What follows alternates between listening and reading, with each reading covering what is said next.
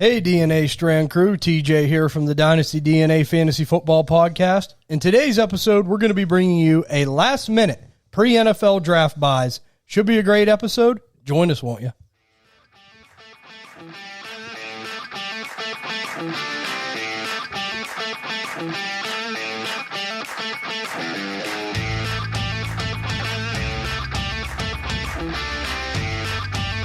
Welcome to the Dynasty DNA Fantasy Football Podcast, where we talk Dynasty Fantasy Football, fantasy rankings, and everything NFL. Join us and dominate your Dynasty League. It's in your DNA. And here's your host, TJ Blake. Welcome back, DNA Strand Crew. Yes, I'm the host of the Dynasty DNA Fantasy Football Podcast, TJ Blake. You can find me on Twitter at TJBlakeDNA. And as always, we're joined by our show architect and co-host, the A-Train Andy Blake. You can find him on Twitter at A-TrainDNA. How you doing today, Ann? Good. How you guys doing? We're doing good. And next in the line of order, we got the producer and co-host, Ty Blake. You can find him on Twitter at DynastyDNA. Ty, how you doing today, Ty? Pretty good. How you doing? We're doing good. And last but not least, we have the guy that always gets Ty to buy what he's selling. He always has cheat sheets. It's Muscles Ryan Mail. You can find him on Twitter at DynastyDNA. Mus, how you doing today, Mus? Not too bad. What's happening? Oh, we're doing good, brother. We're doing good. Today we're going to be doing an episode of last-minute buys pre-NFL draft. Going to go over some guys that we feel that we really like that maybe you could pick up for a decent price before the draft starts. You know, everyone always gets scared when the draft comes around. You know, maybe they value players different. And if you can maybe get yourself in on some of these guys earlier, maybe you can get yourself a little bit of a discount. So definitely, that's what we're looking to do with this episode. Some guys we looked at, some people that we could that we think could fit that billing.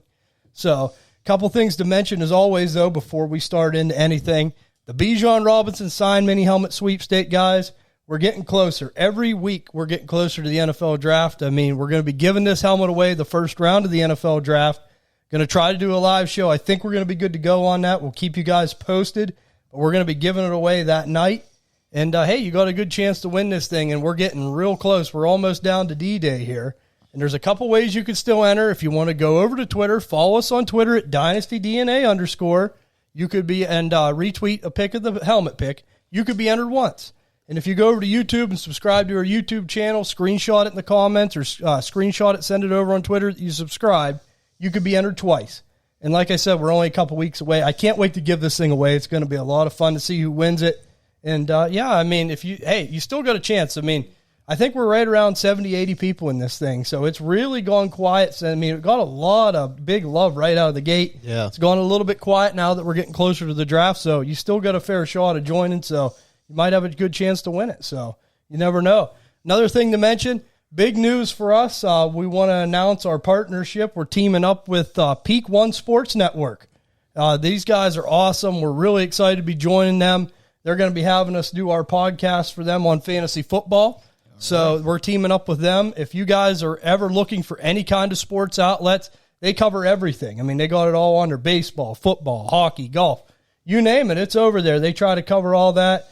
And they have other podcasts too, you know, like some sports betting ones, different things like that, guys. Go over there and support them. We're happy to be with them. They're a great teaming up with, great guys. Ashton over there, he's a great dude.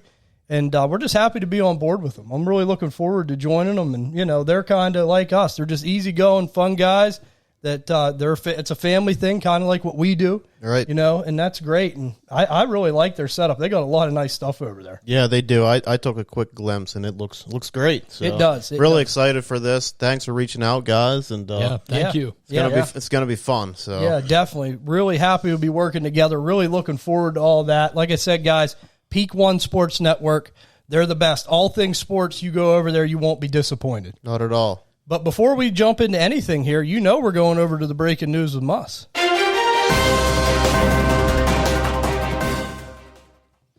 All right. I actually didn't know this, but I learned that John Elway is no longer part of the Broncos. Really? Stepped away. Wow, that's crazy. Yeah, I'll tell you, he did a good job for him. Yeah, I thought so. That's crazy. Tyreek Hill says he's walking away from the league after 2025. Wow. Yeah. Do you guys really believe that? I don't know. I feel like I do, but at the same time, they flash a bunch of cash. Exactly. Right. Exactly. But even at that, 2025 is going to be, what, 31? Yeah. 31. Yeah, So, I something mean, like that's... So, I mean, are you Getting up using this there. news to buy? I'm People might be- always a buyer. Depends. Yeah, you know? people might panic. So I I don't think know. maybe like the closer it gets to that, it would be, if you Yeah. can wait a little bit longer. I don't think I'm ever really buying a aging receipt. You know what I mean? Right, At 30, you know. He's getting close to that cliff. Yeah, yeah. And if he does retire, good for him. I mean, your health is what's important. Right, you know? right. Yeah, and he's pretty much done her all. So Yeah. Odell signs with the Ravens, 1 year, $15 million, guaranteed up to $18 million. That's unbelievable to me. I mean, No, like, is this good for Lamar, or is there no more money for Lamar? well, Lamar's supposedly happy about it, but it's like, you want this money? How could you be happy? Yeah, I saw they were FaceTiming. yeah. And, I don't know. It's a weird situation, and honestly, I will give Odell and his agent credit because I never thought he'd. No. I thought maybe 10 at the most, maybe 10. I think Lamar ought to reach out to his agent and see what the Yeah. Yeah, Or maybe Lamar represented him. probably not. That might have been one last little fuck you before he leaves, too. Like, here, take this 32-year-old, or I don't know how old he is, but Yeah. 2 knee, you know. Oh, that's just it, man. The knee injuries. Yeah, he really hasn't been relevant for how many years? He did look good with the Rams. He did look good. Yeah, but, yeah, he and did. it was super sad to see him grabbing at his knee during the Yeah. Super Bowl because right there it like flashed in his eyes like, hey, this isn't good. Right. 6 teams have inquired about trading for the Cardinals' number 3 pick. Yeah, Interesting. that's that quarterback spot, man. That's a Yep. hot commodity. Now, I don't know if you have this on your news or not, but did you hear Houston might be passing on a quarterback? Yeah. Yeah, I did hear some. They did it before. Yeah. I mean, hey, Will Anderson's a fine prospect. I mean, if that's who they're after, Yeah, I mean, maybe. Yeah. They could be right back in this boat next year. Yeah. Yep, Yeah. could be in the Caleb Williams sweepstakes. Right. Yeah. Or do they just try to trade it like who wants to trade up above, Yeah. Well, I guess if Arizona doesn't take a quarterback. I don't know. That's weird. Yeah. Well, I bet you, though, if Houston passes that number 3 spot, Arizona, if I'm Arizona, I'm happy if Houston passes. Yeah. Oh, yeah. Because there'll be a lot of teams wanting to come up and jump like Indy and all these other guys. So that would be good for the Cardinals if that Yeah, happens. you can get a boatload. Yeah. Yeah, so we got the news that Barkley does not plan to sign the franchise tag before the offseason, so he won't participate in any off-season stuff. Not good news.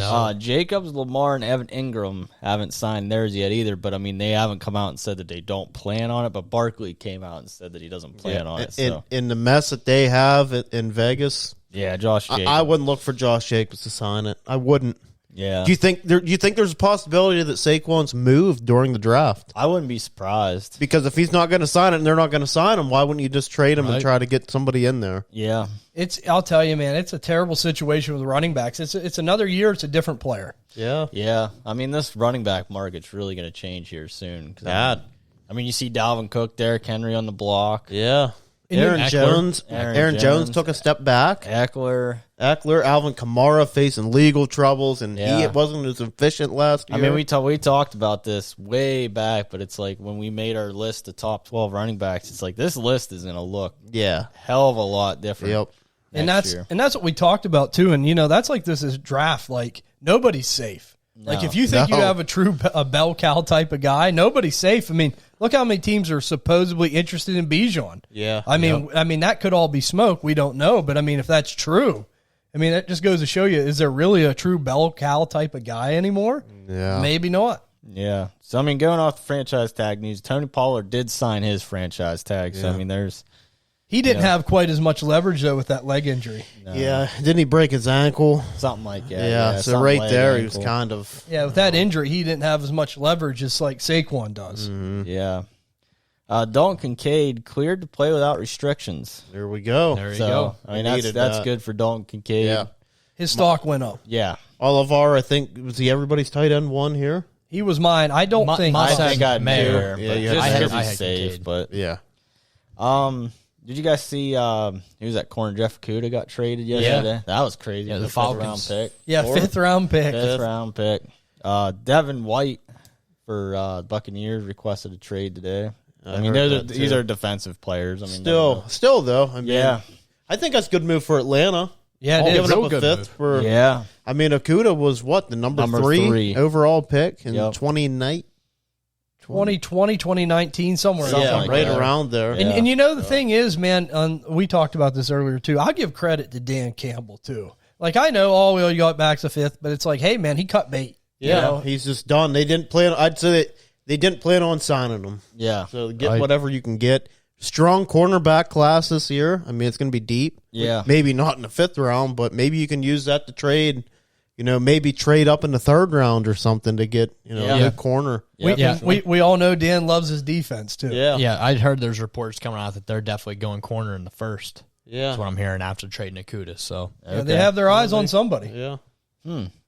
So that's all I got. All right, Muss, we appreciate you going over that as always. I mean, we all know there's going to be slower news days, but there was some bigger stuff coming out. I mean, the Odell signing and the Tyreek Hill news and a lot of things that could really shake things up, but always appreciate you going over that. We're going to hop into these player buys, these pre-NFL draft buys. We're going to hop into that right now. And of course, we're going to start over here with the A train and your first pre-NFL draft buy. Who do you have? I got Jamison Williams out of Detroit. Someone I really liked in college. I think we all really like Jamison Williams. It's safe to say. And honestly, if he didn't have that ACL tear, I think he probably would have been my number 1 receiver. So, I mean, right there with Garrett Wilson and Drake London. I mean, what a class. You know? Oh, it was. It was what a good class that was. He has a high draft capital, even with the ACL tear. Drafted 12th overall, and the Lions did trade up for this guy. I remember seeing TikTok videos and stuff. Like, they couldn't believe that he was there. Like, we're getting him. Yeah, I do remember that. So, obviously, it's somebody they're really excited about and having the draft capital. I definitely think he's a safe guy. I know they have Amon-Ra, who I think is also a good buy. I mean, we've seen multiple wide receiver ones play for teams, and especially a guy like Jameson in an ascending offense. Yep. They believe in Jared Goff. We've seen Jared Goff play good. So another thing is, whenever they did trade up for him, they traded pick 32 and 34 and 66. I mean, that's quite a bit. That's a lot of capital. Yeah, to trade up to 12 and 46. That's what they did with Minnesota. Imagine J-Mo in Minnesota, though, with Justin Jefferson if they would have. We could have made that happen, Yeah, I wish I would have looked more into it to see who they did draft with those picks, but yeah, I thought that was kind of crazy. With DJ Chark gone, that leaves 52 targets in 11 games. TJ Hawkinson also gone. That's 43 targets in 8 games. So that's a combined 95 targets without a full year of play. Yeah. They didn't replace these guys yet. So, I mean, really the replacement for DJ Chark would be Jamison Williams.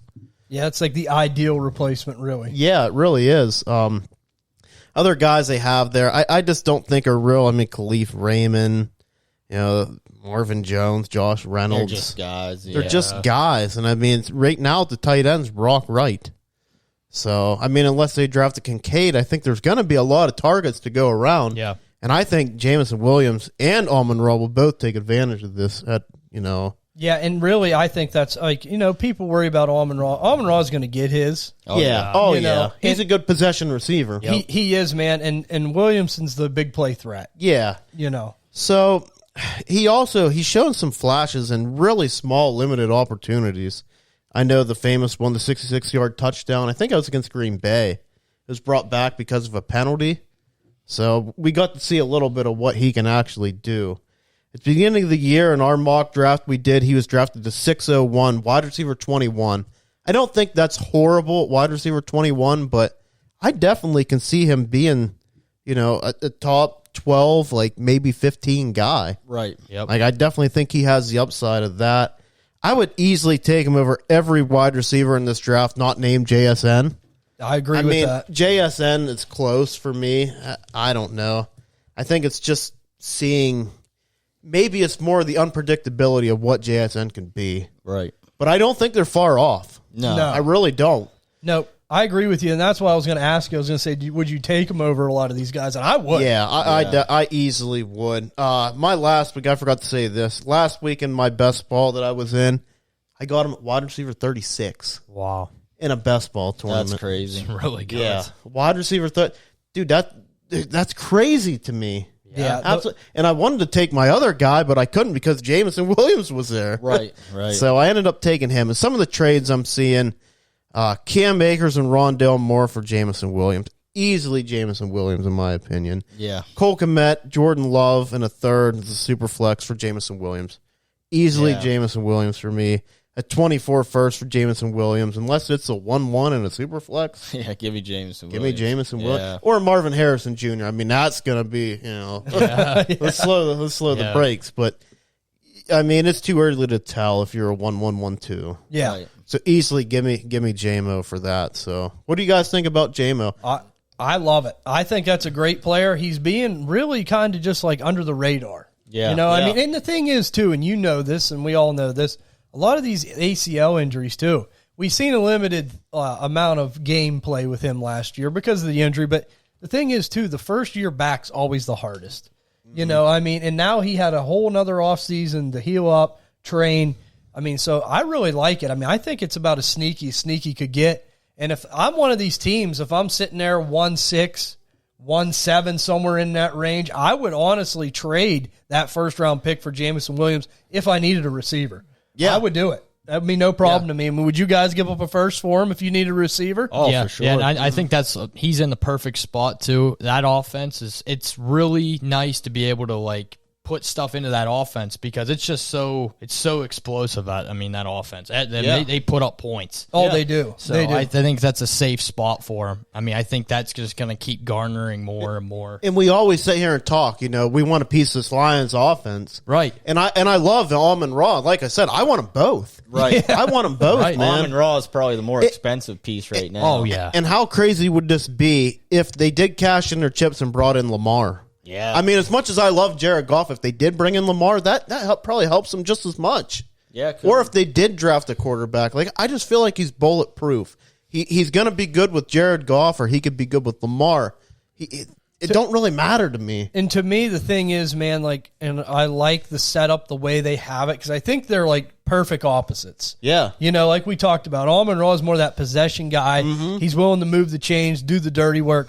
And J-Mo's the big play guy. Yeah. Yeah. You know, Yeah. and there's going to be a spot for that. And I'm like you, this Lions offense is on the ascent. Yep. Mm-hmm. I'd love to get pieces in that team if I could. Heck, I mean, last year they're one game away from the playoffs. Yeah. Yeah. And you see like how much value like guys from the Chiefs get and the Bills. Right. I mean, you just get them lead offenses and their values go way up. Yeah. And that's just it. And we could be talking. I mean, look what Garrett Wilson did last year. What would you have to pay to get Garrett Wilson last year? Oh, yeah, You that's know? the thing. That's the thing. I mean, if you could pick him up for a first right now in a weak wide receiver class, Yeah. this would be almost the perfect time to strike. I think I would try to strike now if I could, but if you're on the clock, I mean, there's somebody there. You say this all the time. Yeah.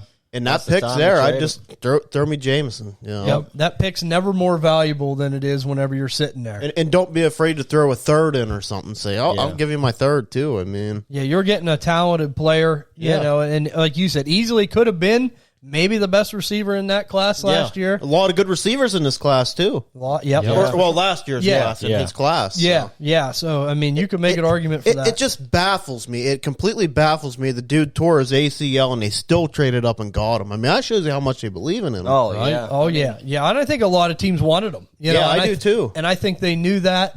And like I said, you know, and it's really important, guys, and you got to remember this with ACL injuries. I've seen it so many times.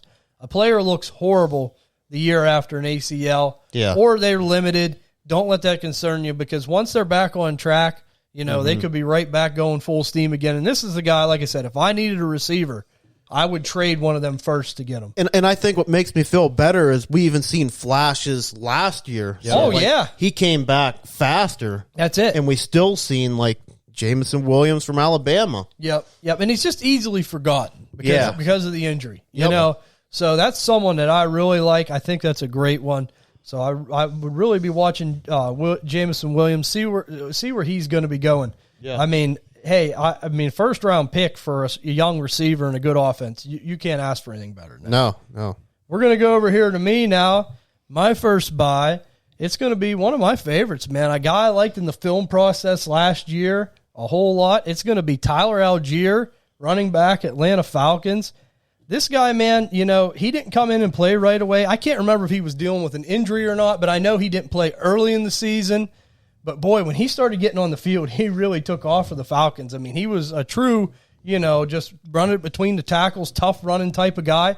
Ended up being a 1,000-yard rusher last year. Yeah, very quietly. Very quietly, and he come in late. Like I said, he didn't really play much the first couple weeks. So being a 1,000-yard rusher your rookie year, not getting a lot of opportunities right away, that's really impressive. And he's the all-time leading Falcons rookie rush runner of all time. Wow. So, like, out of all the rookie running backs the Falcons have ever had, he has the highest yard total out of all of them. So that tells me a lot of things right there. You look towards the end of the season, I mean, the amount of carries go up. I know they got Cordell Patterson. They got a couple other nobodies. Yeah. But the amount of carries went up, man. I mean, against New Orleans on December 18th, he had 17 carries. Against the Baltimore Ravens on Christmas Eve on December 24th, he had 18 carries. Against the Arizona Cardinals, New Year's Day, he had 20 carries. And to top it off, against Tampa Bay on January 8th, 24 carries. So he's getting more and more carries as we go. That just shows me that they really liked him. They're really starting to put the ball more in his hands and took it out of Cordell Patterson's hands. And I know Atlanta could easily draft a running back. I mean, I think that's what everybody's fear is. But believe it or not, I was looking. Atlanta on their top visits only had 2 running backs visit. Okay. Wow. They had Tajay Spears and they had Keaton Mitchell. Yeah. Right. Who are So, gonna be I mean, drafted later. Yeah, and the thing is, they could easily take one. I get that, Yeah. but I just think that in today's NFL, we just talked about this, there isn't a lot of true bell cow type of guys. He's the kind of guy to me that could just play solid for you in a running back 2 position for a long time. Yeah. I mean, he's that kind of guy. And I look at Atlanta. They upgraded their offensive line, which is a good thing, but they need a lot of defense, right, man. right. They need a lot of defense. To me, in my opinion, a running back is a luxury pick. Yep. 100%. And they already went luxury picks on Kyle Pitts. Yep. And, in my and opinion. Drake London. And Drake London. Yeah. So, and they did bring in Okuda, but Okuda's far from proving himself. Yeah. You got him for a 5th-round pick. So, I mean, they could use a corner. They need to get to the quarterback more. I mean, they need guys up front.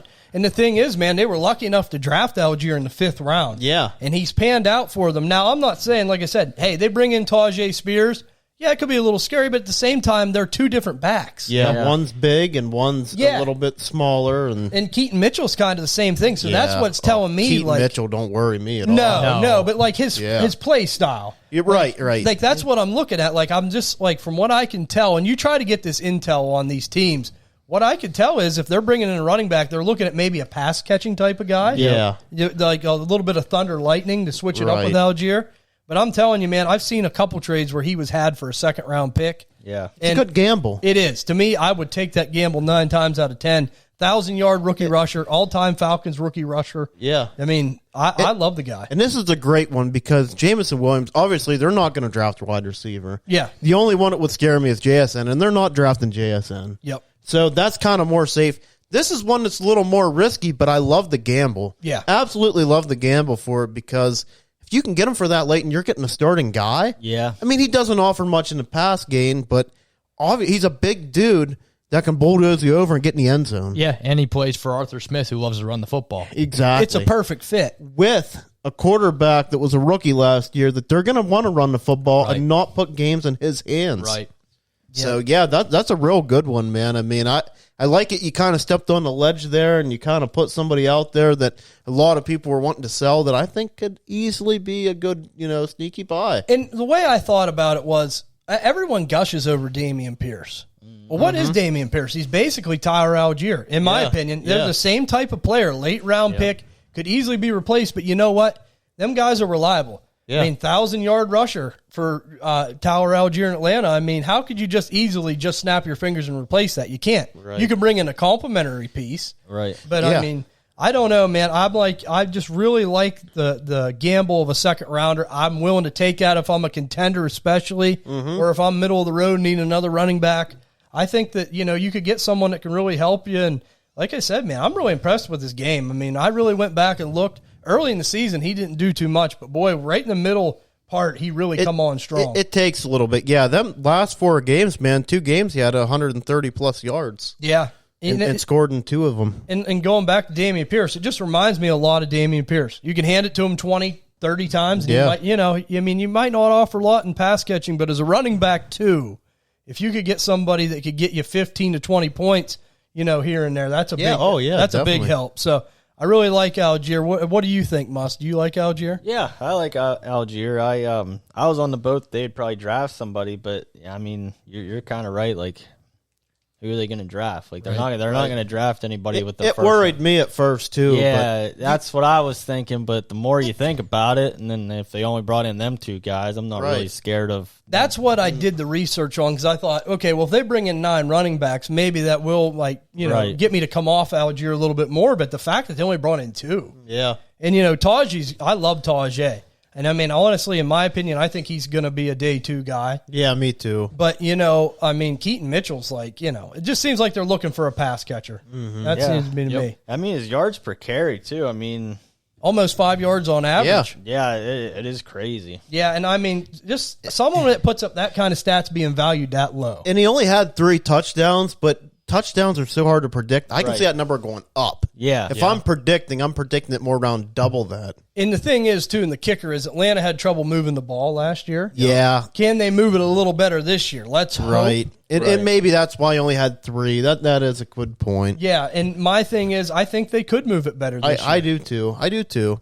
Have a good draft. Whole division's weaker. And I think, like, forecasting, if they would bring in Lamar, I think Algier's stock just skyrocket. Oh, yeah, because he's not a big-time pass catcher. Exactly. So if they do try to run the ball and they can get option plays and everything else. They can play that bully Baltimore system like they did with Lamar. Yeah, exactly. And even Ritter can run. He's pretty mobile. So. Yeah, it would be exciting to see Algier. If you could have him for a second, or like as Adam as a throw-in piece. Yeah, I would love to have someone like that. Yeah, and maybe they do draft somebody that people are worried about, and then we'll see who it is, because if it's someone we don't like somebody we don't really care for, like McIntosh or something like that. Something like that. We're like, hey guys, like don't freak out about it. Maybe you can get him for a third. Yeah, that's it, man. That's it. I mean, hey.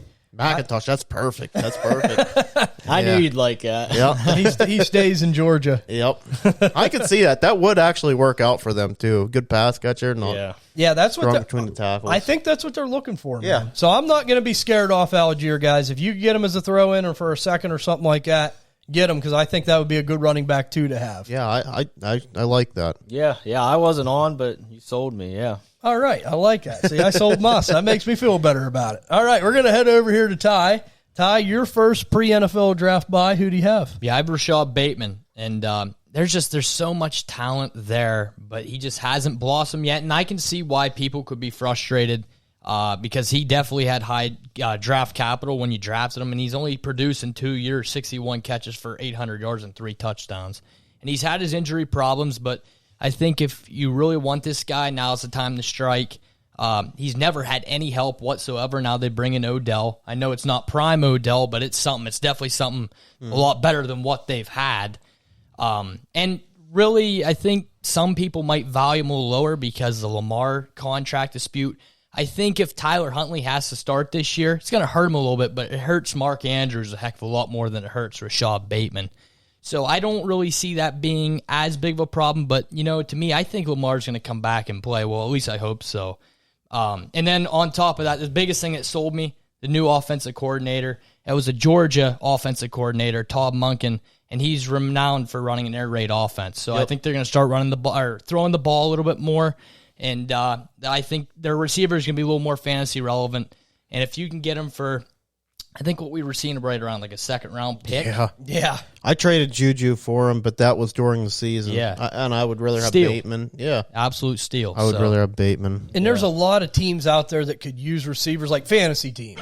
And that's just it. Like we talked, this isn't the strongest wide receiver class. No. There's So, no I mean, alphas. No, there isn't. Other than JSN. Yeah. Yeah, there really isn't. So, like, if you can get your hands on a Bateman or someone like a Jameson Williams, and, you can do a lot of damage. That's the kind of player that you need. And it really wasn't a potential thing for Bateman. He's just been hurt. Yeah, he can't stay on the field. His rookie year, 12 games. In 2022, 6 games. And he had the toe injury or something? Or Liz Frank. Yeah, Liz Frank. Yep. So, if he can stay healthy, if Lamar's there, I think he's okay. If somebody else is there, I still like him. I still think he's okay. Yeah. So Imagine like a CJ Stroud, like them. yeah, if they did move that and then they got Stroud, I mean, they could draft a quarterback. That's not out of the question yet. like you said, bringing him on, I think that's great. It's an air raid offense, so they're gonna. It's gonna be weird seeing him if they're an air raid offense. Being a Steelers fan, somebody that pounds the ball all the time to throwing the ball. We kind of seen it with the Steelers too. I mean, we were used to Bettis going between the tackles. Then they ended up, Ben's throwing the ball 50, 60 times. Like, damn, this is weird. Yep. Yeah, it's going to be weird to see Baltimore trying to throw it all over the lot. But I'll tell you, man, I mean, Bateman is a sneaky guy. I really like him. I mean, like I said, he could just be a cheap receiver you could get. And what'd you say? Did you trade Juju straight up for him, man? Yeah, that's what I I mean, I would do that 9 times out of 10. You got Bateman? Yeah, I got Bateman for Juju. But what was going on is he was competing, and I obviously was rebuilding. And he was still on the Chiefs. Yeah, he was on the Chiefs. Now he's on the Patriots, so. That's kind of... That was still a good move at the time. Yeah, I just, felt like that was... I'm just a Bateman believer, honestly. Yeah, I mean... Always have been. I liked him coming out. Yeah, me too. I think... TJ had him. You had him ranked real high, which he wasn't far off for me. I think I had him as my wide receiver 3 that year. And it seems like when he's on the field, he does play well. But it's just like you said, staying healthy. But the thing is, man, I do like the fact though. I mean, Odell is what he is, but that does give him a little bit of help on the outside. I mean, that way, it gives him take a little heat off him. Oh yeah, So I do like that too. I mean, hey, and I think it's a good value player. That's my thing. Hey, if you could get Bateman for a second, a young receiver, plug him in there, it might work out for you. And who knows? He still might see more targets than Odell. Definitely could. I can see that. I think he knows the offense. But I think a lot of people were expecting Odell to come in and be the target leader behind Andrews. Yeah, I don't. But I think it could easily be Andrews, Bateman, Odell. Yep. I agree with that 110%. I really like the Bateman buy, Ty. That was a good one. We're going to cruise on over here to Muss. Muss, who's your first pre-NFL draft buy? This is a guy I've always been high on, and unfortunately he's not panned out at all yet, but it's going to be Kyle Pitts. He's currently tight end 2 at age 22, so he's still young. See, I'm looking for that positional advantage, and tight end's a place that if you have one of the top tight ends, you have an advantage over everybody in the league. So if he can pan out, I mean, you're golden for what, 8 years? Yeah, at least. Now the team did sign Jonnu Smith, which I think is more of a smokescreen than anything, because I don't think Jonnu Smith's going to take any targets. No, he didn't from Hunter Henry. No, exactly. So like, if you can use that news to maybe drive the price down, that's perfect. And I was doing some research on this, and I actually came across Mike Schuba's article when I was, looking for stats and looking for what other people were thinking. And Mike Kashuba, he writes for us. He had a great article. He said the Falcons only threw the ball 414 times this year. Tom Brady himself threw the ball 733 times. Wow. Okay, so if the Falcons were average, they would throw 10 more passes a game. Now, when Kyle Pitts was healthy and everything like that, Kyle Pitts commanded 28% of the passes. And he averaged 12.7 yards a catch, so that would add 3 more targets. If he caught 2 of them, that would put him up to 12 points per game with no touchdowns. That's with no touchdowns. And if he averaged that 12 points per game, he'd have been tight end 3 last year. Wow. So, I mean, the potential's there. Right. And here is some more stats. 27.3 target share. That's second among tight ends. 13.1 average yards per target. That's first among any tight ends. 772 air yards.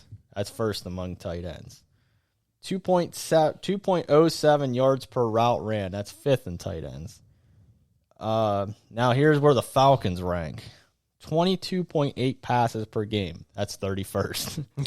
154 passing yards per game. That's 31st. 31 red zone passes. That's 28th. Kyle Pitts, 17.2 routes per game. That's 26th among tight ends. Yep. So you can see where the problem is. Yep. And that's where I was worried about, Yeah, so I mean, with the Falcons. Yeah, it's more the Falcons than it is Kyle Pitts. And right. I mean, I'm not saying that the Falcons are going to turn this over overnight and Kyle Pitts is going to be Kyle Pitts. But, I mean, they're going to bring in a new quarterback maybe. Or if they do roll with Ritter, I think Ritter was a little better than Mariota. Yeah. Because I was watching some highlights last year, and Mariota was missing a wide-open Kyle Pitts a lot. Yeah, and he's 6'6". How do you...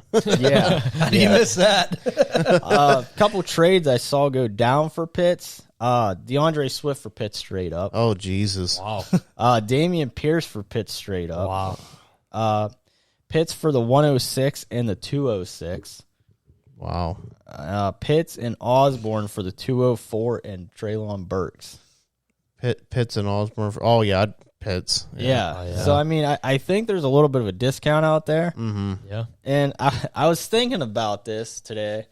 If you were a complete rebuilder and you were the 101 sitting there in a Superflex league and you were the 101, it wasn't that you traded for it and lucked into it. Mm-hmm. Would you take Kyle Pitts over Bijan?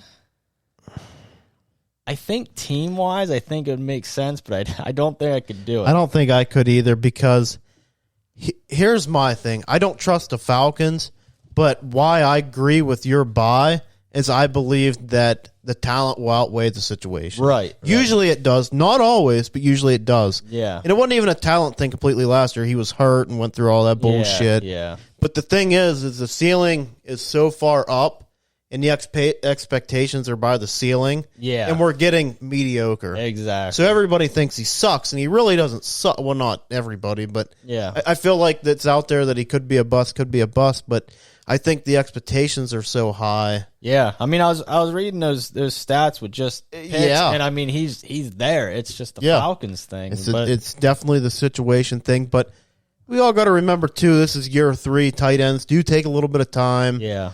And he could always get dealt. Yeah, I that would be ideal. Yeah, I mean. Or if they brought in Lamar. Yeah, if they did bring in Lamar. I mean, he loves to target the tight end. Yeah. We'll see, but I think they're on the right track. Let's see what happens this year, and I'm in on buying them. I mean, I'm just going to bet on the talent. Yeah, I mean, for those prices, that's easy. Yeah. I don't think I could take him over Bijan. No. Like I said, I think as far as team-wise, I think it makes sense for a team because it's like you could get 8 years out of Kyle Pitts where you're going to get how many years out of Bijan. Right. I don't think I could personally do it, but No. I mean, in a one quarterback, I would take Bijan over him. Depending on where Gibbs would go, I'd probably take Gibbs and JSN maybe over him. But anything after that. Yeah, after that. Yeah, I can see that. And it's got to be tight end premium to me. It's got to be tight end premium. And I seen a thing on Twitter, and I can't even remember like exactly who posted it or how long ago it was. It just sticks in my mind, and I don't know how true it is, but I seen like it was like a poll or something someone took. It's like 60 to 65% of the Dynasty community already say Pitts is a bust. That's what I'm saying. So it's like if you could get in on them cheap enough, you know, dude, we caught so much backlash saying don't draft him in a startup first. Yeah, but this is exactly what scared me, and I can't give shit because he was injured. That's not his fault. But I was worried about Atlanta, still am. But this is why sometimes you do this because now he's a buy. It's so funny how it's like a stock market, right? Up and down. Well, I do get your point. Like you are right when you say like his expectations were so high. Yeah, because he was drafted at those expectations. Yeah, so it's like he's not getting drafted at realistic. That's just it. And he's not getting drafted in the middle. He's getting drafted. And I think what's spurned him in the Dynasty community so much was like in his first year, like when people were trading for him, they were giving up piles. Justin Jefferson, shit like that. And I'm like, there's just no way, in my opinion. And we both said it, like, and I've said this for a long time with Kyle Pitts, and this is truly what I believe. I compare it to the Vernon Davis situation. Yeah. Vernon Davis was a freak athlete, too. He was picked inside the top 10 by the San Francisco 49ers back in the day, and this was back before the 49ers got good again. Right. I mean, heck, they picked first and picked Alex Smith that one year. So they weren't good at all, and they picked Vernon Davis, and he had a hell of a time in San Francisco, but when he got out of there, he looked good in a few different spots. Yeah. So, I mean, Kyle Pitts, I'm like you, getting a trade would be the ideal situation. Yeah. I don't know if it'll happen. Yeah. The one thing I will say, it's year 3. Yeah. So, I mean, he might not even want to re-sign there. That's what I'm saying. Like, you give it a couple years. I mean, it could be worth it. He's a good investment because if he does leave, he's 22. He'll be, 25? I mean, we've seen guys break out at 25. Yep. All the Tight time. end takes a little bit of time. It's a tough position, but we'll see what Atlanta does. I mean, hey, I will say this. I mean, they're trying to improve their roster some. I mean, if they can get this thing right in the draft a little bit, and I will say this too, just one last point. If indeed, like we talked earlier, if Houston passes on a quarterback, will the Falcons then, they act like they don't want to take one now, but will they trade up? That's just it. Yeah. Do you guys think that you could give him for a little bit more of a discount because it's such a deep tight end class this year? Like maybe. Yeah, and that's a possibility. Yeah, it's a really good tight end class. So, I mean, maybe you could do something like that. Maybe you could give up Kincaid and then something else and get him. Yeah. Right. As much as I love Kincaid, I mean, I'd still rather lean Pitts. But Right. I do really like Kincaid. Right. And the thing is, now that Kincaid's cleared, I mean, people are going to be more hyping him up. Yeah. So that's big news. Yeah, I like it, Muss. I mean, I'm in, for his current prices. If I'm going high on a buy like that, I think that's a good one because that could be a difference maker. Yeah. And I like how you mentioned your, the positional advantage. I mean, I mean, that's what I think drives them apart is like, look what Travis Kelce does. Exactly. Week after week, he kills you. Yeah. And he wins Super Bowls for you. Yeah, so if you could have Travis Kelce at age even 23 or 24 and have him for 8 years. Right. For sure. I like it, Muss. We're going to go over back here to the A train.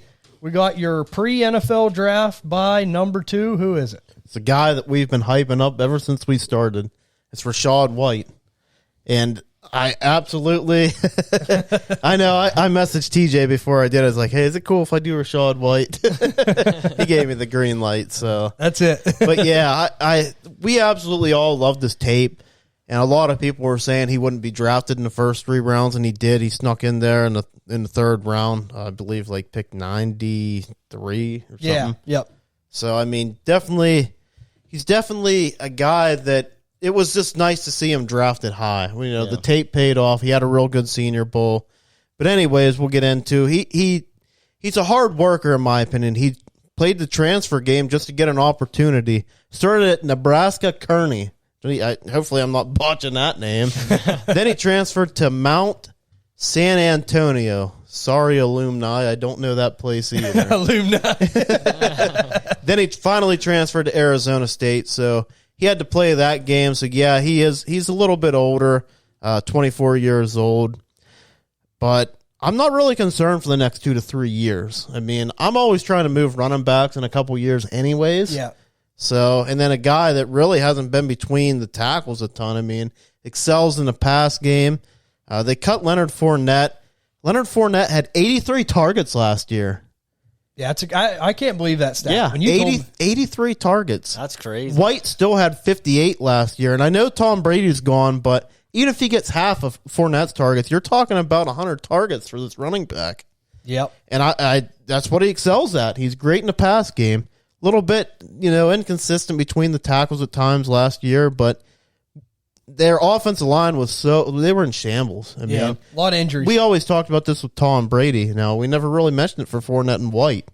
So I think you're going to see an upgrade, with their offensive line. Definitely think they're going O-line in the 1st round. I'd be really surprised if they didn't. They also did bring in Chase Edmonds. I'm not real concerned. No. I was really pumped up for him going to Miami, and in the opportunity, just didn't work out. So kind of shows you he's always been that dynasty darling. Yep. Chase Edmonds. So not real concerned there. I could see him honestly hitting that 225, 250 carry mark this year.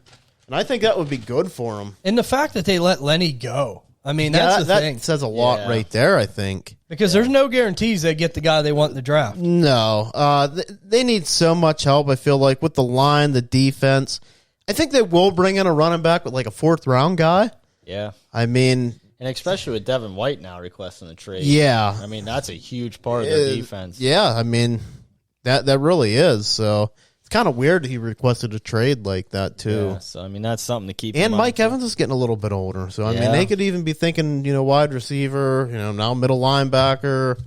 So, and that's what I think. I mean, 4th rounder later, I'm sure they'll bring in somebody, but not really anybody, hugely of significance.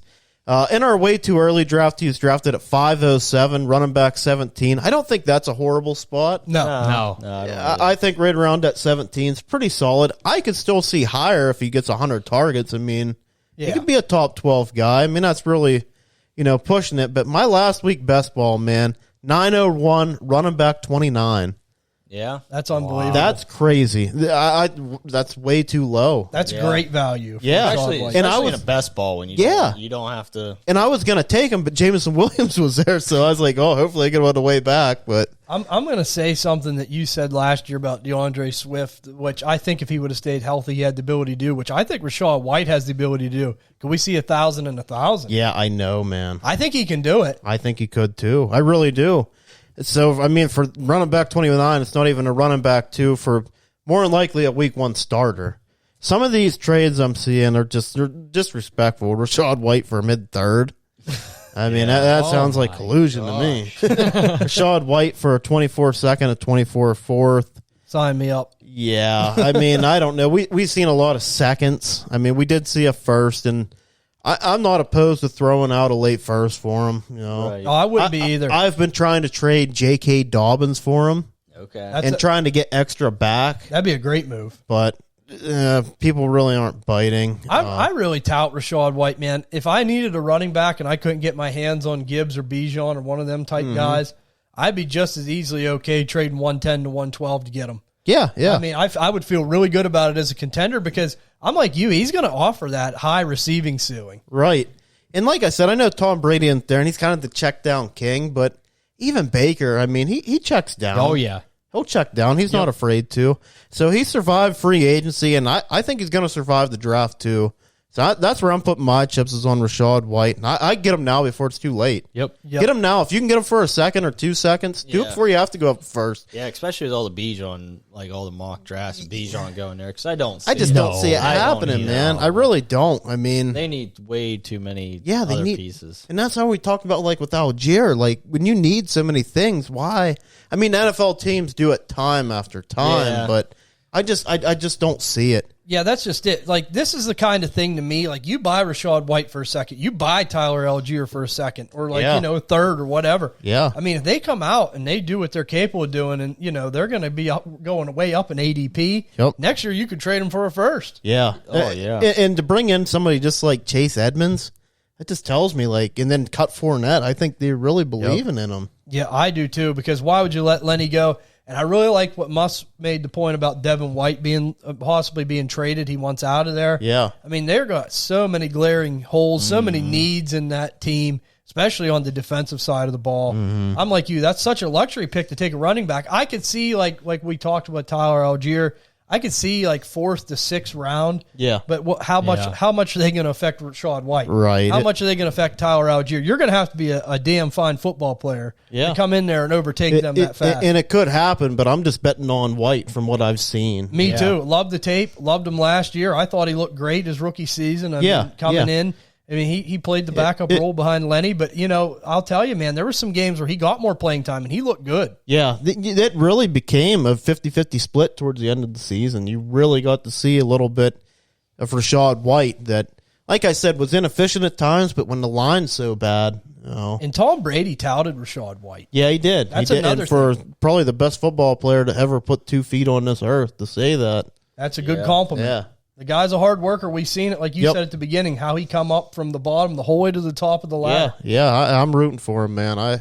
Me too. Hey, I'm buying. I'm on board. Yeah. That was a good one. I liked it, Ann. How do you guys feel? Do you guys? Are you guys I love it. If you can get that guy for what the prices you were saying, that's steel. And would you guys still go up late first for him? I would. If I needed a running back bad, I would. Yeah. Do you think Muss? Yeah, I'd have to see where some of these landing spots I think go for these. Like, because they never Devon work. A-Chain, Right, and all them, like, and Capital. Like we like A-Chain, but if he's like a 4th round pick, I mean, if he gets like a Miami Dolphins landing spot or something like that, I think I'd choose him over White. But like I said, it's all dependent. And White catches enough balls where you can put him in a flex spot too. Yeah, so he gives you a lot of flexibility. That's a good point, Ty. Yeah. And that's just how I'm looking at it. Like, to me, he proved a lot to me last year. If I needed a running back and I'm giving up like a 1st round type capital, at least he's young. He showed promise. Yeah. I mean, I like that. I'm willing to take that gamble. Like I said, probably anywhere from 1.9 to 1.12. Yep. I would be willing to give up for him if I needed a back. We're going to come over here to me. It's going to be my second pre-NFL draft buy, and it's going to be Michael Pittman Jr., Indianapolis Colts. I mean, I know that the Colts last year were a train wreck. I mean, everything's bad there, but this is the way I look at this situation with Michael Pittman. They're going to be bringing in a quarterback for sure. We know Indianapolis is going quarterback. I mean, some of these teams, there was always question marks. There isn't with Indy. They've tried this veteran thing where they bring these guys in. It hasn't panned out, the Carson Wentz experiment, the Matt Ryan experiment. But I'll tell you, man, Michael Pittman with Carson Wentz didn't look half bad. And I'll tell you, last year, 99 receptions for Michael Pittman, 10th in the league. And, that's a quiet 10th in the league. Oh, yeah. It is. On a bad offense. 141 targets. I would have never guessed that. Yeah. On a bad offense. And, there are people out there who are really frustrated with them. But, man, I'm like going back to what Andy said earlier about Pitts. I think talent can outweigh situations sometimes. And I'm banking on Michael Pittman here. The Colts could bring someone in these later rounds, but, I mean, they don't really have anyone else outside of Jonathan Taylor who's a true weapon. So that high target share, he's going to see it again. And if one of these quarterbacks do come in and they're a good fit for Indianapolis, and I like the addition of their new head coach. Steichen. Steichen. Yeah, I slipped my mind. I like Steichen a lot. That's a really nice addition for them, like an offensive mind. They need that. But I'm banking on the fact, man, I like trying to take a gamble. They're bringing in a young quarterback. If this works out for Michael Pittman, man, 99 catches last year, 10th in the league, I mean, he could really, really go up even more. So here's the thing, going back to what Andy said earlier, if I needed a receiver, I'm willing to give up a late to mid-first for Michael Pittman, no problem. Oh, yeah. I mean, I'm willing to gamble that. I don't care. I think he's at least a viable enough flex player for you. But he's the kind of player that, like I just said, if this young quarterback pans out, if this new offensive system pans out, he could go way up. Yeah. And, I mean, you could really make really good capital on him, capital gain. That's what I call it. And I'm not the biggest Alec Pierce fan either. I just wasn't him coming out. And now they got rid of Paris Campbell. I mean, that's going to free up some more. There's nobody there. And I mean, like I said, they could bring someone in these later rounds, but I mean, how much is that going to affect him? He's going to be the true target hog of this offense. I think what we're all wondering is where Hopkins is going to go. I just got an alert he's visiting the Jets. So. Oh, really? Oh, he must have been on the Aaron Rodgers wish list. Yeah, he must not have got Odell, so he said, we'll just take Hopkins. So we'll see what happens about that. What are they doing? How many receivers do they have? Exactly. What are they going to run? 7 wide receivers? Hey, Aaron can never have enough. Yeah. He's bringing his friends in. But yeah, man, I totally agree. I mean, I was really surprised with Paris Campbell gone. They bring in McKenzie, who I don't think's as good as Paris Campbell. Really, you look at where Pittman's downfall was last year. The catches were there. The yards weren't half bad, but 4 touchdowns. Yeah. That was the problem. But we go back to Indianapolis. They were a mess, too. They couldn't move the ball. Their offensive line was banged up. That quarterback situation was atrocious. Yeah. They tried the Matt Ryan thing. It didn't work. Yeah. I think Jonathan Taylor got banged up towards the end of the season. I mean, it just wasn't a good year in Indy. But, I mean, you look at them catches, and he was almost about at 1,000 yards last year. You get a good young quarterback in there. If everything hits the way it could possibly hit, I think, I look at Michael Pittman, man, and I've said this, he reminds me a lot of Mike Evans. Yeah. I could see him putting up Mike Evans numbers consistently if they can get this offense right. But if I needed a receiver in a weak receiver class, I'm trading a first for Michael Pittman. What do you guys think?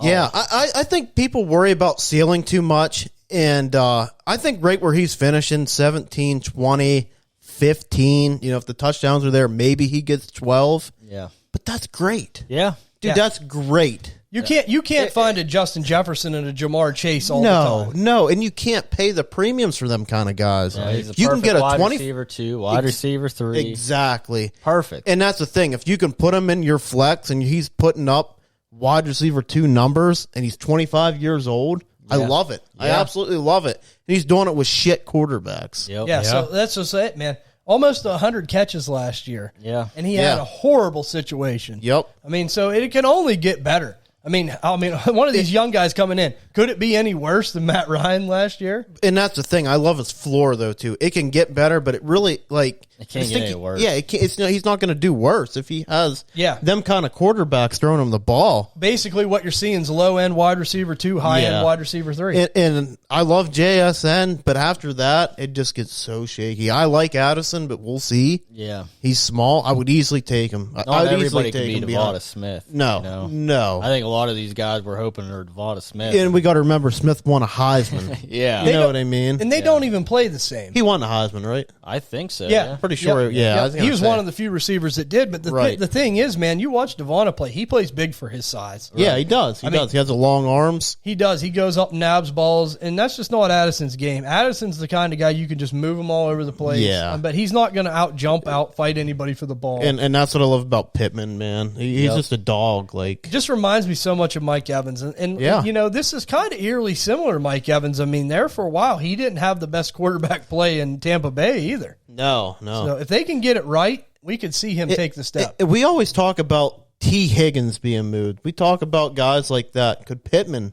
It's coming up on his contract.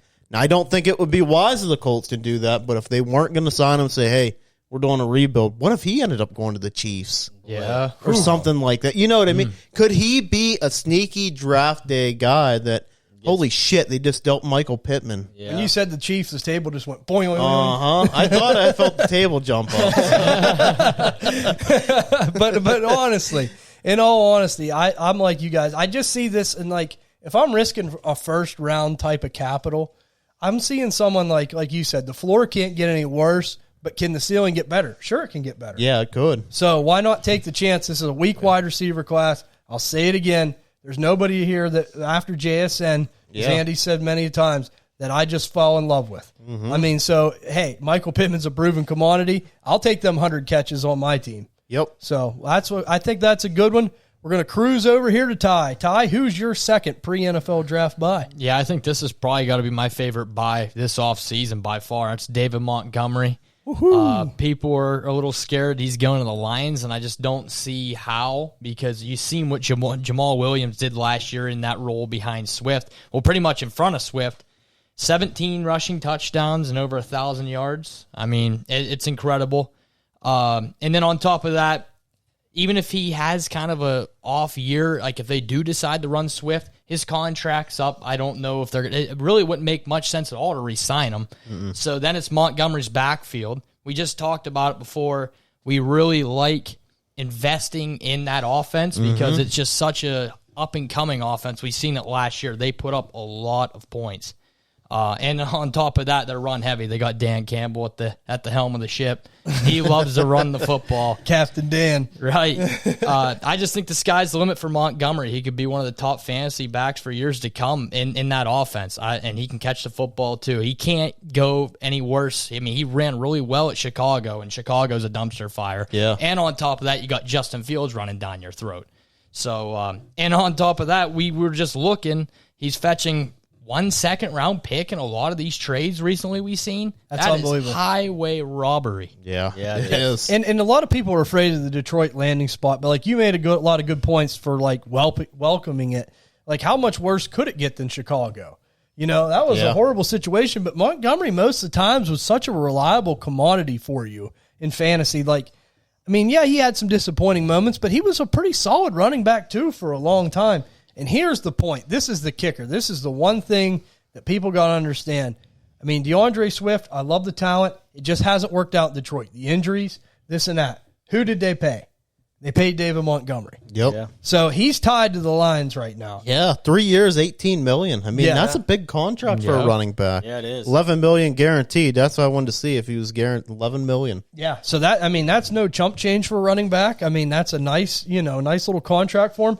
And, the thing is, man, I like I said, he's been productive all the time. I mean, yeah, he gets banged up a little bit, but, I mean, for a second-round pick, I mean, that's a no-brainer with that kind of quality. What do you think of Monty Muss? Oh, I like Montgomery. I've always been a Montgomery fan. I think he, does an adequate amount with the chances he gets. That's a good way to put it. Yeah, it is. And, I mean, when given the full opportunity, he's always came through. So, I mean, he's always a guy that I've always kind of probably drafted, Because you can always seem to get him late in drafts. Yeah, I always kind of, he's the guy that I've always, put a star beside his name and tried to draft and everything like that. So I've always liked Montgomery, and the landing spot at first, like me and Andy were talking, at first I was like, oh man, what the hell are the Lions doing? But then the more and more I thought about it, like a couple days later, I'm like, I actually kind of I love this landing spot. The great offensive line, ascending offense.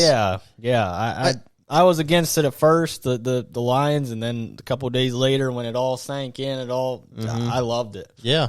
I don't think he'll ever, and here's the thing, everybody always shoots for upside, and it goes back to Pittman. Yeah. I don't think he'll ever be like a top 5 back. No. But hey, man, if he's a running back too, and if he gets the touchdowns that Jamal Williams could sneak in a running back one. Exactly. Jamal Williams had, 17 touchdowns? Yeah. And then over 1,000 yards rushing. Yeah. I mean, I think he could. I mean, there's a scenario. You can't predict touchdowns. Yeah, Swift's always hurt. Yeah.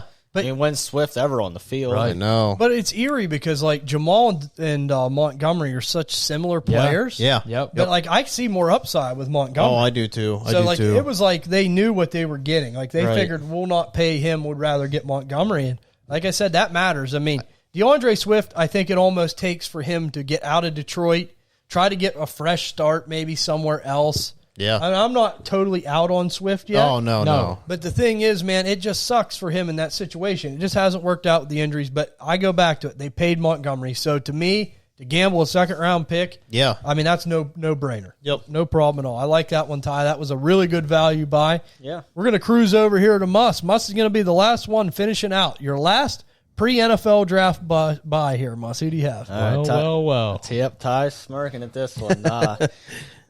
I don't know. I've always been kind of a hater on this guy, but I'm going to do Najee Harris. Wow. Najee Harris. Yep, age 25.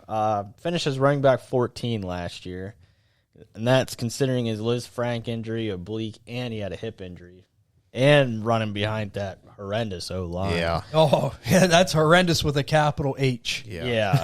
So, I mean, they did upgrade the O-line in the offseason, so, I mean, that's a plus there. I looked. Weeks 1 through 13, he only finished in the top 24 in running backs 4 times out of 13 weeks.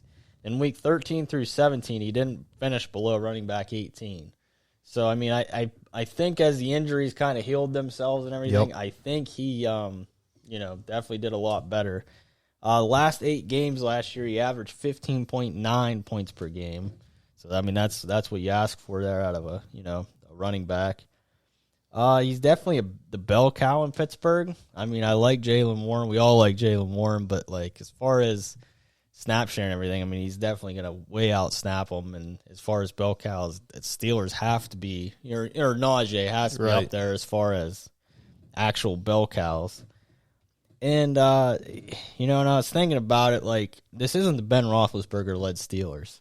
You're not going to have Ben Roethlisberger throwing 6 touchdowns and, I like Kenny Pickett. I think we all like Kenny Pickett, but Kenny Pickett isn't going to throw for 500 yards. No. So, I mean, the offense has to – it's going to run through Najee. Right. And it should. And it should. Yep. And I mean, there towards the end of the year, Pickett did take a step forward, and I think if he continues to take a step forward, I think that's only going to help Najee. Mm-hmm. Yep. I mean, you're going to have more red zone opportunities. You're going to have, not so many guys in the box, and stuff like that. And I was actually reading – today, I was, like I said, I Google these guys and try to, get more tidbits and everything. CBS Sports actually had an article yesterday that they predict that Najee will be the best running back in the NFL next year. I could see it. They really beefed up the O-line. Yeah, and right now is running back ADP on Sleeper is running back 11. Yeah. Okay, and then I'm going to real quickly. This is fresh on my mind, Moss. Yeah, me and Andy did a couple best ball tournaments. We got him at fourth round, like the mid to end fourth round. Yeah, like 410. Startup, that's crazy. Yeah, that's crazy. I mean, last year he was a round 1 pick, pretty much. Oh yeah, slam dunk, high pick.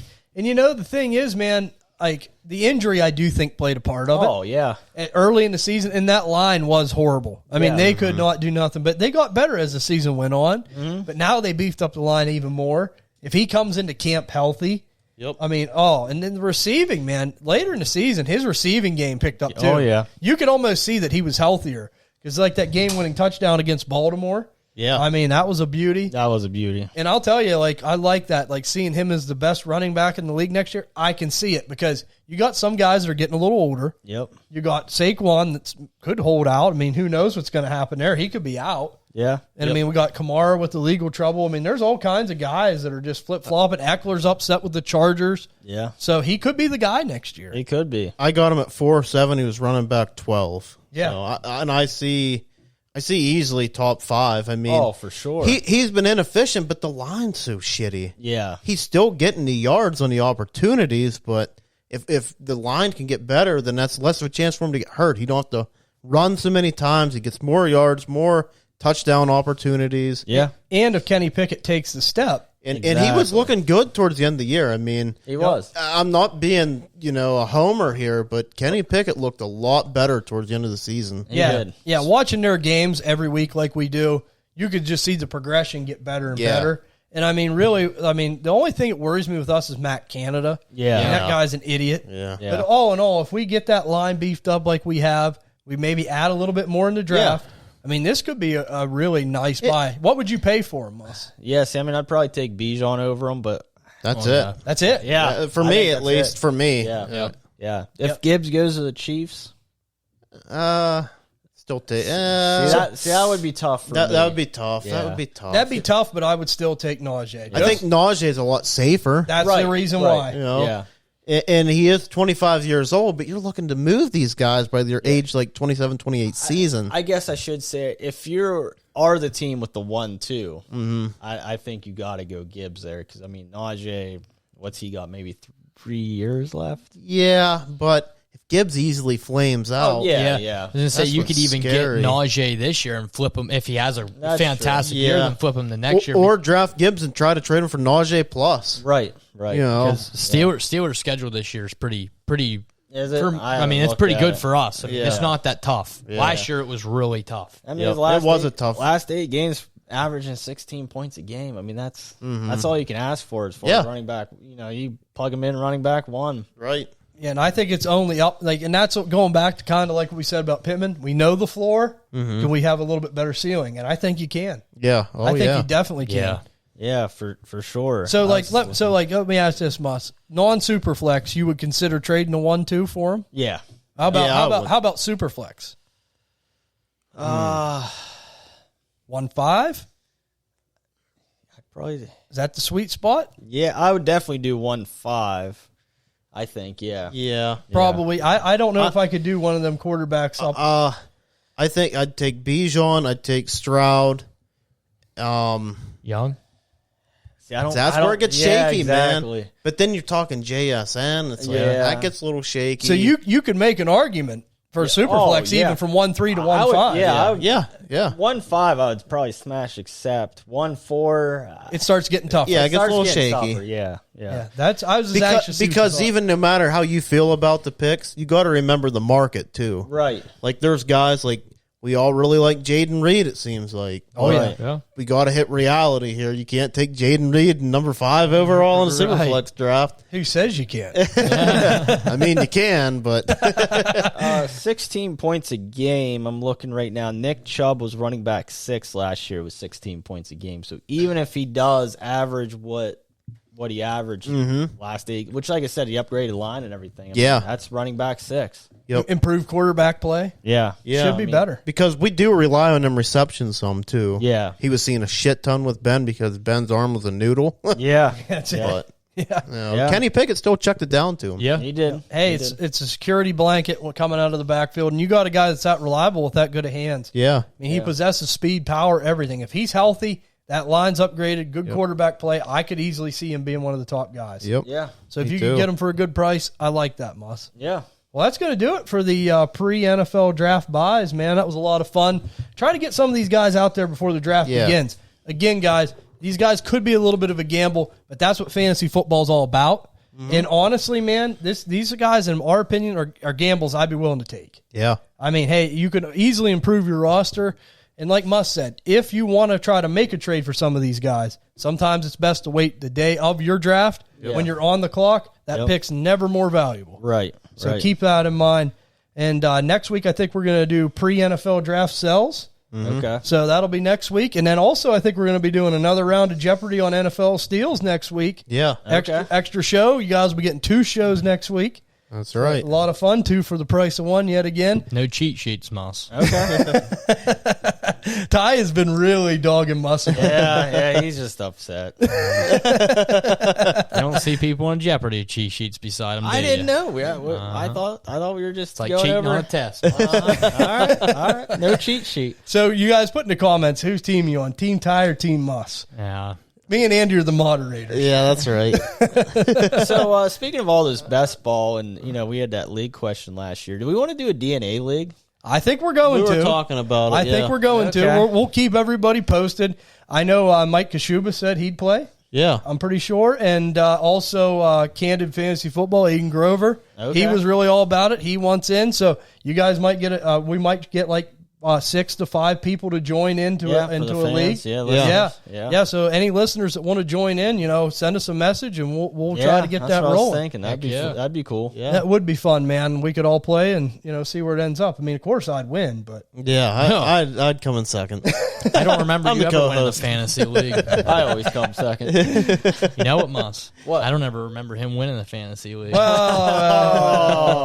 I've been close. I had a good year last year. I think I got money in like 7 or 8 leagues Yeah, or you something. did. I had a really good You year. did have a good year. Yeah, I've been in so many Super Bowls I can't. Hey, I'm count. fine with second from a financial I do. standpoint. Buffalo Bills. Yeah, he really is Buffalo over here. Oh yeah, suck Buffalo. my ass. I'm definitely New England. But I don't cheat. Yeah. But a couple things to mention here before we hop off, guys. Again, the Bijan Robinson signed mini helmet sweepstakes getting closer. Couple weeks away. If you want to join in, have a chance to win this beautiful signed mini helmet. First way to win it's go over to Twitter, follow on Dynasty DNA _ and retweet the pick of the helmet pick, and you could be entered once. You go over to YouTube and subscribe, you could be entered twice, and why not? It's getting closer. You have a great chance to win. It's a lot of fun. Get in this give it away live on the first round of the NFL draft. Yep. Going to do a live show. It's going to be a lot of fun. Make sure you tune into that episode, the draft party. We'll keep you posted as we go along here. Also, again, next week, pre-NFL draft sales, and we're going to be doing a round of Jeopardy of all-time NFL draft steals. So you're getting 2 episodes next week, guys. Tune in for those. It'll be a ton of fun. Also, got to bring up again, guys, teaming up with Peak One Sports Network. We're thrilled. We love it. These guys are awesome. We love their content over there. If you're a sports buff, if you like football, if you like hockey, if you like golf, don't matter what it is, you like MMA, go over there. They cover all that stuff. They got a lot of guys over there, too. Like I said, other shows where they do like sports betting and different things like that you can listen to if any of that piques your interest. Check that out. These guys are awesome. If you want to follow them on Twitter, follow them over at Peak One Sports on Twitter and check them out. You won't be disappointed, man. Ashton's a good dude. And like I said, man, we're really excited about teaming up with these guys. Yeah, I mean, definitely. they're really, really intelligent when it comes to sports, and they got a lot of good stuff over there. They're really professional, and we're just happy to be with them. Of course they're intelligent. They found us. That's right. That is true. That's it. That's right. it, man. And I'll tell you, like I said, we're just like looking at their site. It's so professional. Yeah, it is. It's a really nice setup. I do like it. Yeah, they do such a nice job over there, and it just pleases us that that they come to us and wanted to join in with us, Yep. and we could team up, and that's awesome that we're working together. So check them out over there. You won't be disappointed. Not at all. And of course, I'm going to say it as always. Follow us on Twitter at DynastyDNA _. Check us out on Spotify, Apple Pod, Stitcher, Amazon, Google. We're on all the big podcasting platforms, guys. The support has been immense. I mean, we talk about this all the time. 7-8 months into this show, I never thought we'd be where we're at. Oh, no. So the DNA Strand Crew, you guys are for real. We appreciate the heck out of you. And we're going to keep bringing you content. We're going to keep having fun with this stuff. And if you ever have a question or anything, be free, shoot it over. We're happy to answer anything and try to help any way we can. And it's always fun interacting with people. Yep. No question's a dumb question. That's it, man. That's right. That's it, because there's important stuff out there. But That's right. anything you need, you send it over. We'll be happy to do it. Check us out. Subscribe to us on YouTube. And we'll see you guys on the next episode of Dynasty DNA. See you guys. Have a good week.